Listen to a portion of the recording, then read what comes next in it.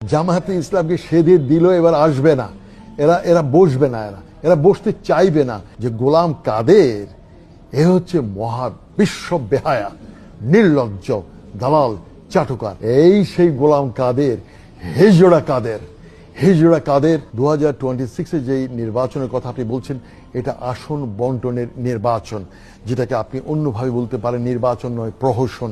আসন ভাগাভাগি অলরেডি ফাইনালাইজের পর্যায়ে চলে গেছে, চূড়ান্তের পর্যায়ে। জামায়াতে ইসলামকে 80 আসন অলরেডি দেওয়ার জন্যে হাতে পায়ে ধরে বসে আছে। 80 আসন, 80, যেটাকে ইংরেজিতে বলা হয় 80 সিটস। আর চিলড্রেন পার্টি, যেটা ন্যাশনাল চিলড্রেন পার্টি, তাদেরকে 8টা সিট এখনো পর্যন্ত কনফার্ম করে রেখেছে। আর বিএনপিও চাইছে মেজরিটি তারা পাওয়ার নিতে। তবে আবার বলে রাখছি, যিনি ক্ষমতায় আসুন, জামায়াতে ইসলাম, তারা হবে ওয়াচ ডগ। এই ওয়াচ ডগ বলতে অনেকে হয়তো বুঝবে না যে ক্ষমতার পেছনে যে মুগুর যে হাতে থাকা, এই মুগুরধারী হবে জামায়াতে ইসলাম।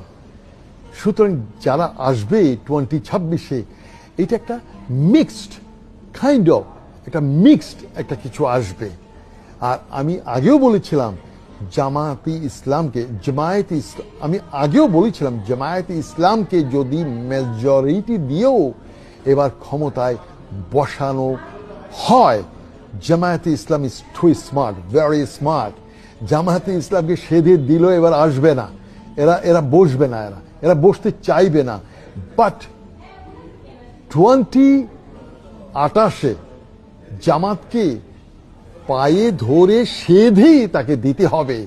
কারণ এই যে ট্রানজিশনাল পিরিয়ড, এই যে 2026 এবং 2028, এই 2 বছরের যে মাঝখানে যে ট্রানজিশন, যে সরকার আসবে, সেই সরকার তার কাঁধে কিছু কলঙ্ক, কিছু দায়ভার, কিছু ব্যর্থতা নিয়েই তারা বিদায় হবে। তারপর হবে আসল নির্বাচন।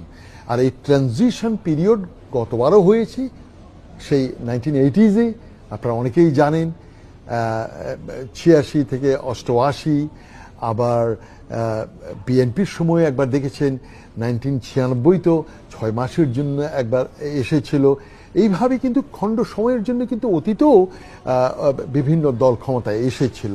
আর আপনি জাতীয় পার্টির কথা বলছিলেন, জাতীয় হেজড়া পার্টি, সেই গোলাম, আমি বলবো এ হলো দাদাদের চাটুকার, নির্লজ্জ একটা বেহায়া। প্রেসিডেন্ট এরশাদের কিছু নৈতিকতা ছিল, যদিও বেশিরভাগ ছিল তার বিশ্ব বেহায়া। আর তার জিন্দা যে ভাইটা আছে, ও ছিল বিশ্ব বেহায়া। আর এই গোলাম, যে গোলাম কাদের, এ হচ্ছে মহা বিশ্ব বেহায়া, নির্লজ্জ, দালাল, চাটুকার।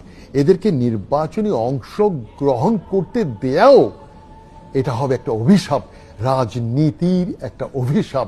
জাতীয় পার্টিকে ব্যান করা অত্যন্ত জরুরি। কারণ এই রাজনীতিকে আর কলঙ্কিত হতে দেওয়া যায় না।